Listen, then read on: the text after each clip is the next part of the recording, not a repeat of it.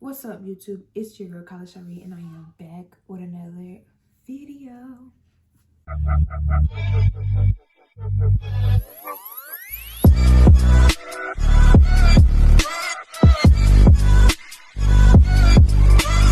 So today I'm going to be doing a story time on my labor and delivery, because it was a whole ordeal. Like, it was a lot. So I'm gonna jump straight into it. So on January 18th of 2022, I went for a walk at the park, and I think I walked like a mile because I walked around this pond. And where you walk around, what's the place? How you walk around it. I'm trying to get my words out. Okay, so there's like a pond, and they have like a sidewalk where you can walk around it, and that's where I walked. So I ended up walking on that trail for, I want to say, a good 45 minutes. I really can't tell you how long it was, but I just know that, I walked that thing like all the way around, and I was tired. You hear me? I was very much tired. But yeah. So I walked that on January 18th, and I went home, and when I went home, I was like extremely tired. Like, I was so tired. So I ended up, I think I finished putting my baby's crib up, and then I took me a shower and, got everything situated in her room, because at the time she had her own room. Well, she has her own room now, but we're not getting to that. But yeah, so I had took me a shower after I finished putting her like crib, the stuff up in her crib, not the actual crib, but like putting the things up, because she has like a crib with the drawers on the side. So I put them up and took me a shower, and then I went to sleep. January 19th at, I want to say 7 a.m. Yeah, it was 7 a.m. I woke up in so much pain. I was having contractions.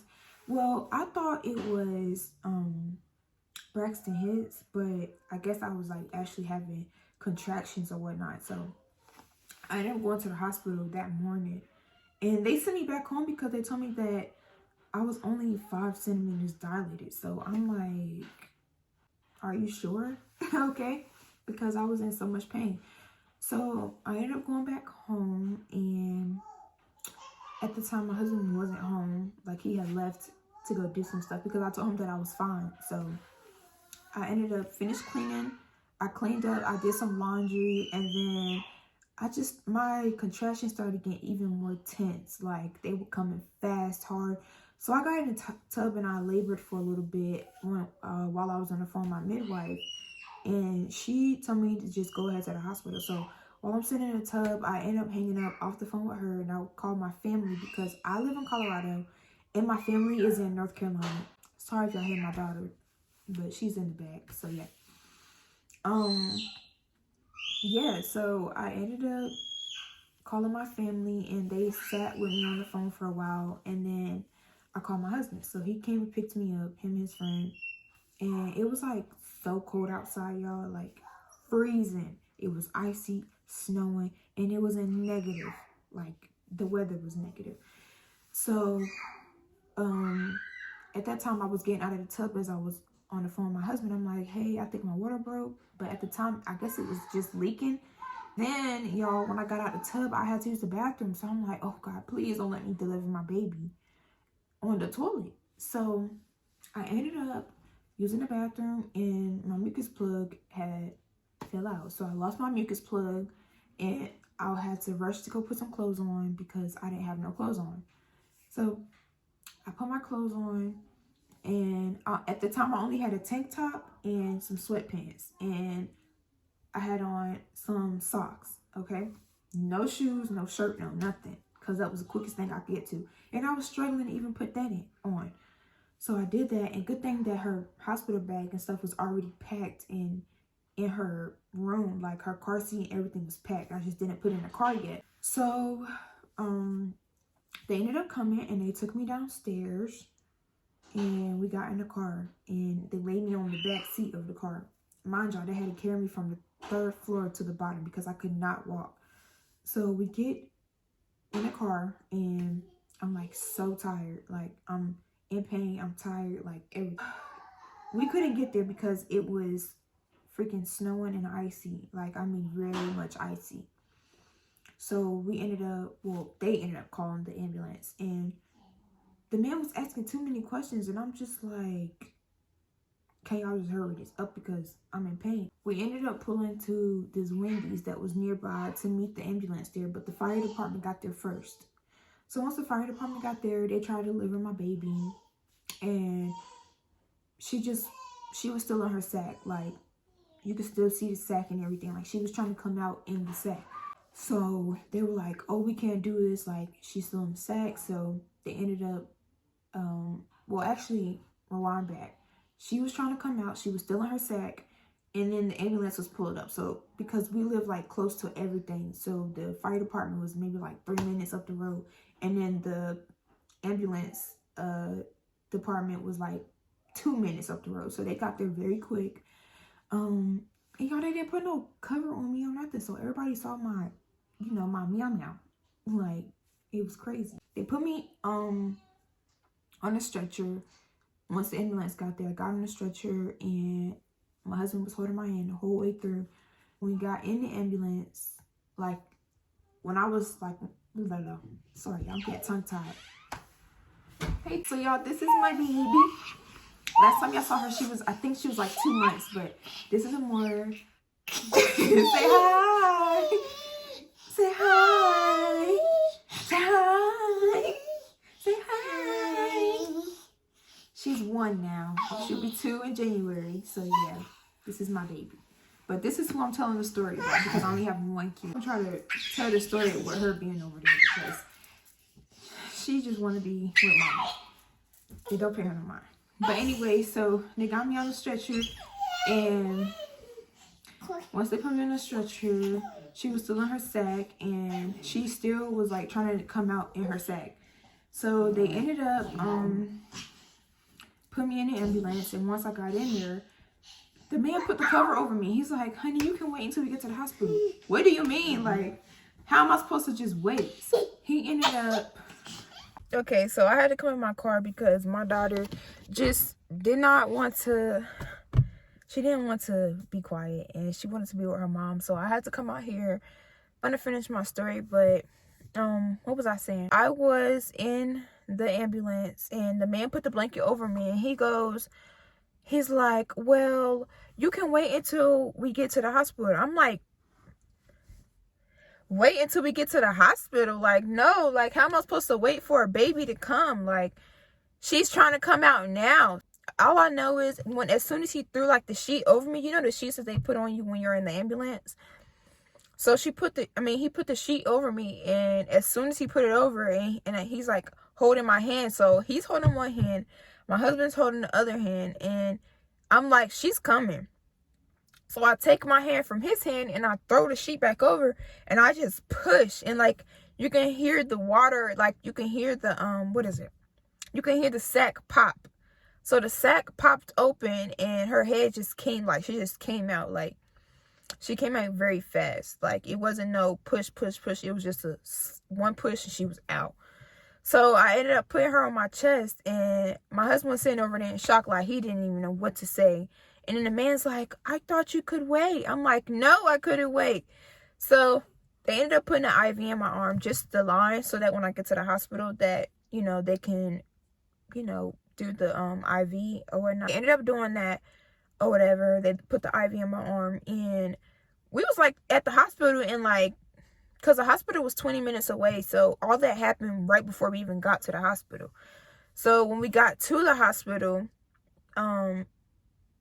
it was funny because when we got to the hospital, they opened the doors, and it was just complete silence. Like, we was looking at the doctors and nurses, and the doctors and nurses was just looking at us like, she already had the baby? Like, it was just a complete silence for like 3 minutes. It was so funny. So Amor was on my chest, and I had the blanket over us. Like, they gave us heated blankets or whatever, so it was really cold outside. And they ended up taking us from out of the ambulance and taking us in the hospital. Mind y'all, when all this is happening, I have no pants on, so everybody's seeing my, you know what, until we got into the hospital is when they put another blanket over me. Literally sitting on the stretcher with my legs open, my baby on my chest. It was just a hot mess, y'all. Like, I'm telling y'all, it was a hot mess. The only person who was covered up was Amora on my chest, because she had like a little tiny blanket on her. But other than that, I did not have anything on, like nothing. We get inside of the hospital, and they're like saying my vitals and everything, because they're checking it as we're going in. We had to go like downstairs, like to a basement, whatever. It was so creepy at first, because I'm like, where are we going? But as soon as we got like to the floor we needed to go to, they started wheeling me through the hallways, and it took like 10 minutes to get to the room where I was supposed to be at. So when I got there, they delivered my placenta, which it wasn't even that hard. Like, I just pushed and then it came out. And then they cut my umbilical cord, which my husband was kind of mad because he wanted to cut her umbilical cord, but they just like hurry up and did it, because why, I have no clue. They took her, they did her weight and everything, and she was healthy. She was a healthy baby girl, and she did really good. She was 5 pounds and 15.5 ounces. And she was 26 inches. No, my bad. She was 22 inches long. And yeah, we named her Amora Milani. And it was just like a crazy night. Like, we didn't, and then another thing was, we didn't have like no phones, no keys, no nothing. Like, everything was left at home. So like, we was just there with no car, no nothing. Like, so we ended up having his friend take him back home. My husband's friend took him back home, and he was locked out of the house, y'all. Like, his keys was left on the bed beside his phone when they came to pick me up. Like, and then they locked the door behind them. So we didn't have no keys, no nothing. Like, no IDs, no nothing, y'all. Nothing at all. Just like a crazy night. And on the way to me, my husband ended up crashing. So yeah, I'm glad that he was okay. Having our child, it was a lot. It was my first time having a child, and I was going through so much emotional stuff that night that it was just like crazy. I didn't have my family here, you know, and then it was a whole bunch of stuff. It was just a lot. One thing I can say is I'm grateful to have my baby girl, and she's very healthy. But yeah, it was a lot. So when I say that I've been through a lot, I've been through a lot. Like, who wants to be delivering their baby in -degree weather, in snow and ice? Like, I was so stressed out, y'all. It was like, it was crazy. But yeah. So yeah. But now my daughter is 1 years old. I said 1 years old. I mean, she's 1 year old. 1 year old. Why is that so hard to say? I don't know. Anyway, she'll be 2 in January. And crazy thing about it is she shared birthdays with my grandma. My grandma, she was always like, I wish you have her on my birthday. Amora was due on February 14th. No, February the 10th. She was due on February the 10th, and she came January 19th. Like, that is crazy. My grandma kept saying, you're going to have her on my birthday. You're going to have her on my birthday. And what? I had her on my grandma's birthday. And I'm going to try to insert a picture up here somewhere of how it looked the night that I gave birth, so y'all can kind of get a picture of how it looked, because the next morning it was the same way. So when I got my phone and everything, I was able to take a picture. Well, actually, I did. The crazy thing about it is, I did have my phone. So I was holding my phone through all of this, y'all. Like, I was holding on to my phone like for the whole entire night. I ended up having her at, I want to say 6. I had her at 6 something. So yeah. But yeah, sorry. People was walking by. That was my crazy birth story. I mean, it was more in depth, but I really couldn't remember half of the stuff because I was kind of like zoning in and out, in and out, in and out. But yeah, I had her at 6 something. So all the way from 7 to 6, 7 in the morning till 6 in the evening, it was like a whole bunch going on. So yeah, and I'm very blessed that I have my little family. And do I want more kids in the future? Maybe. I'm not sure. I mean, only time can tell. So yeah, but that was my birth story. I hope you guys enjoyed. Make sure you like, comment, and subscribe. if you have not already subscribed. And love y'all.